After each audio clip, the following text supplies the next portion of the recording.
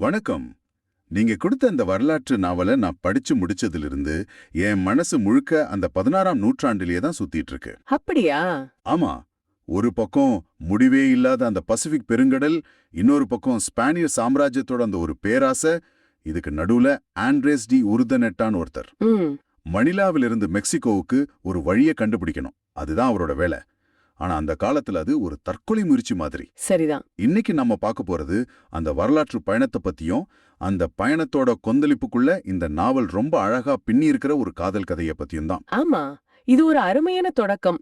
ஏன்னா நாம உருதுனட்டாவோட பயணத்தை பத்தி பேசும்போது பொதுவா அதோட புவியியல் முக்கியத்துவத்தை மட்டும்தான் பாப்போம் இல்லையா? ஆமா, பொருளாதார முக்கியத்துவம்.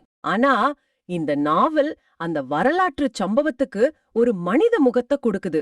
அதாவது வறண்ட எண்களுக்கு பின்னாடி இருக்கிற அந்த இதய துடிப்பை நமக்கு காட்டுது.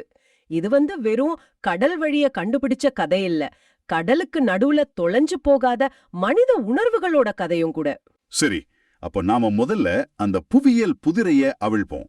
மெக்சிகோல இருந்து பிலிப்பீன்ஸ்க்கு போக முடிஞ்சப்போ ஏன் அதே வழியில திரும்பி வர்றது பல வருஷமா முடியாத காரியமா இருந்துச்சு? அதுல என்ன அவ்வளோ பெரிய சவால்? இதுதான் அந்த கால மாலுமிகளை திணறடிச்ச ஒரு $1,000,000 கேள்வி. இத நாம எளிமையா புரிஞ்சுக்கணும்னா, சொல்லுங்க. ஓயாம கீழ் நோக்கி ஓடிக்கிட்டே இருக்கிற ஒரு எஸ்கலேட்டர்ல நீங்க மேல் நோக்கி ஏற முயற்சி பண்றதா நினைச்சுக்கோங்க. புரியுது புரியுது. அது எவ்ளோ கஷ்டமா இருக்கும்? பசிபிக் பெருங்கடல் அப்போ அப்படிதான் இருந்துச்சு. அதோட பிரம்மாண்டமான நீரோட்டங்களும் வர்த்தக காற்று, அதாவது ட்ரேட் விண்ட்ஸும் தொடர்ந்து மேற்கு நோக்கியே தள்ளும்.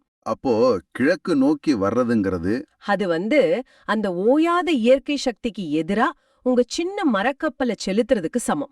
ஆக அவங்க அந்த இயற்கையோட ஓட்டத்துக்கு எதிரா போராடி தோத்துக்கிட்டு இருந்தாங்க. புரியுது. அப்படி என்றால் உர்தனெட்டாவோட புத்திசாலித்தனம் அந்த நகரும் படிக்கட்டுல இன்னும் வேகமா ஓட முயற்சி செஞ்சதுல இல்லையா? மிகச்சரியா சொன்னீங்க. அதுதான் அந்த திருப்புமுனை. பலரும் அந்த ஓட்டத்துக்கு எதிரா போராடி கப்பல்களையும் உயிர்களையும் இழந்தாங்க.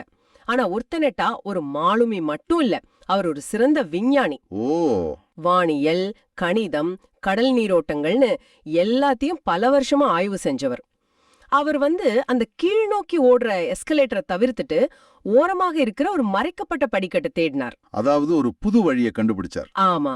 பிலிப்பைன்ஸ்ல இருந்து நேரா கிழக்கு போகாம வடக்கே ஜப்பானோட அட்சரேகை வரைக்கும் தன் கப்பலை செலுத்தினார். அவ்வளவு தூரம் வடக்கையா? ஆமா.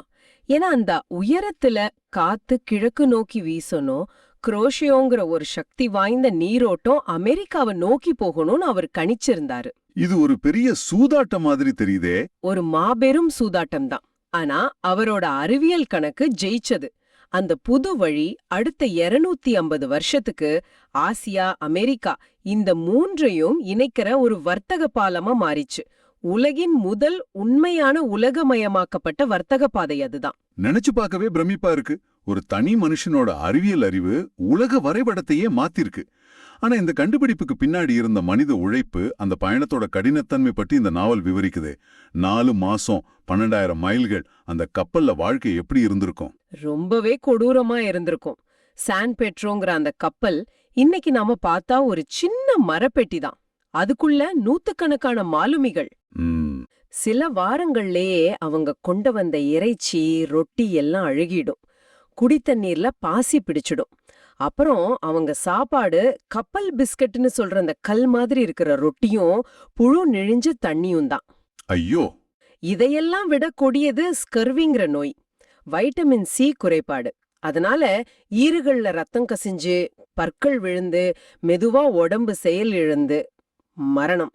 இந்த நாவல்ல வர்ற ஒரு காட்சி என் மனசுல அப்படியே பதிஞ்சிருச்சு. ஒரு இளம் மாலுமி ஸ்கர்வியால பாதிக்கப்பட்டு தன் சொந்த ஊரான ஸ்பெயின்ல இருக்கிற ஆரஞ்சு தோட்டத்தை பத்தி புலம்பிக்கிட்டே செத்து போவான். ஆமா, அது ஒரு உருக்கமான இடம். அந்த மரணத்தோட விரக்தி அந்த கப்பலோட மொத்த நம்பிக்கையையும் உறிஞ்சுற மாதிரி விவரிச்சிருப்பாங்க. துல்லியமா. இந்த மாதிரி காட்சிகள் தான் வரலாற்று நமக்கு ரொம்ப நெருங்கமாக்குது. புயல்கள், நோய்கள், பசி, மரண பயம், இதை எல்லாத்தையும் தாண்டி உர்தனெட்டா தன் குழுவோட மன உறுதியை காப்பாத்துறது தான் உண்மையான சவால். ஆமா. இந்த மாபெரும் போராட்டத்துக்கு நடுவுல தான் நீங்க கொடுத்த இந்த நாவல் தன் மையக் கருவை மெதுவா அறிமுகப்படுத்துது. ஒரு எதிர்பாராத காதல் கதை. ஆமா, அதுதான் எனக்கு ரொம்ப ஆச்சரியமா இருந்துச்சு. இவ்வளவு கொடூரமான, ஒவ்வொரு நிமிஷமும் உயிர் பணயம் வச்ச ஒரு பயணத்துல காதலுக்கு எங்க இடம் இருக்கு? இந்த நாவல் அதை எப்படி நம்பகத்தன்மையோட கையாளுது? ம் எதிர்நிலையா? ஆமா, நாவலின்படி அந்த கப்பல்ல மணிலாவிலிருந்து மெக்சிகோக்கு திரும்புற ஒரு உயர் அதிகாரி தாம் மகள் இசபெலாவோட பயணிக்கிறார். அந்த பெண் ஸ்பெயின் அரசவையில வளர்ந்தவ. அவளுக்கு இந்த கடல் வாழ்க்கை, இந்த மரண ஓலம் எல்லாம் ரொம்ப புதுசு. சரி. ஆரம்பத்துல உருதனட்டாவ அவ ஒரு கடுமையான உணர்வே இல்லாத தலைவரா தான் பாக்குறா. ஆனா பயணத்தோட கொடுமைகள் அதிகமாக அதிகமாக அவங்களோட பார்வை மாறுது, அப்படிதானே? ஆமா, ஒரு பெரிய புயல் வரும்போது கப்பலோட பாய்மர கம்பம் உடையிற நிலைமை வருது. மாலுமிகள் எல்லாம் பயத்துல உறைஞ்சு நிக்கும்போது 60 வயசான உர்தனெட்டா ஒரு இளங்கன போல அந்த பாய்மரத்துல ஏறி அதை சரி செய்ய போராடுறத இசபெலா பாக்குறா. ஓ, அவரோட வீரம், அவரோட அறிவு, அத்தனை பேர் உயிரையும் தன் தோள்ல சுமக்கிற அந்த பொறுப்புணர்வு அவளை ரொம்ப ஈர்க்குது. அதே மாதிரி உர்தனெட்டா அந்த பெண்ணோட அசைக்க முடியாத நம்பிக்கையையும் மத்தவங்களுக்கு அவ காட்டுற கருணையையும் கவனிக்கிறார். ஸ்கர்வியால பாதிக்கப்பட்டவங்களுக்கு அவ உதவுறத பாக்குறா. ஆக அந்த அசாதாரணமான சூழல், அவங்களோட சமூக அந்தஸ்து, வயசு வித்தியாசம்னு எல்லா தடைகளையும் தாண்டி அவங்கள இணைக்குது. மிகச்சரி. இது நிறைய பேசிக்கிற காதல் இல்ல. ஒரு பார்வை, ஒரு மெல்லிய புன்னகை, ஆபத்தான தருணங்கள்ல ஒருத்தருக்கு ஒருத்தர் கொடுத்துக்கிற மன தைரியம், இப்படித்தான் இந்த உறவு மலருது. நாவலாசிரியர் இத ஒரு மென்மையான காதல் கதைன்னு சொல்றார். அந்த காதல் உர்தனெட்டாவுக்கு ஒரு கடமையா இருந்த அந்த பயணத்தை ஒரு தனிப்பட்ட பயணமா மாத்துது. இசபெல்லாவை பாதுகாப்பா கரை சேர்க்கணுங்கிற எண்ணம் அவருக்கு ஒரு கூடுதல் உந்து சக்தியை கொடுக்குது. ஓகே, இப்போ புரியுது. அந்த காதல் பாத்திரம் வாசகர்களான நமக்கு அந்த நீண்ட பயணத்துல உணர்வுபூர்வமா பிணைஞ்சிருக்க உதவுது. நாம உர்தனெட்டாவோட அறிவியல் சாதனையா மட்டும் பார்க்காம ஒரு மனுஷனா அவரோட போராட்டத்தையும் உணர்றோம். இதுதான் வரலாற்று புனைவுகளோட சக்தியே. உர்தனெட்டாவோட பயணம் ஜெயிச்சதுங்கிறது வரலாறு. ஆனா அந்த வெற்றிக்கு பின்னாடி எத்தனை தனிப்பட்ட இழப்புகள், எவ்வளவு மனப்போராட்டங்கள் இருந்துச்சுங்கிறத புனைவுதான் நமக்கு கடத்த முடியும். அந்த காதல் உண்மையாவே நடந்ததாங்கிறது முக்கியம் இல்ல. முக்கியமே இல்ல.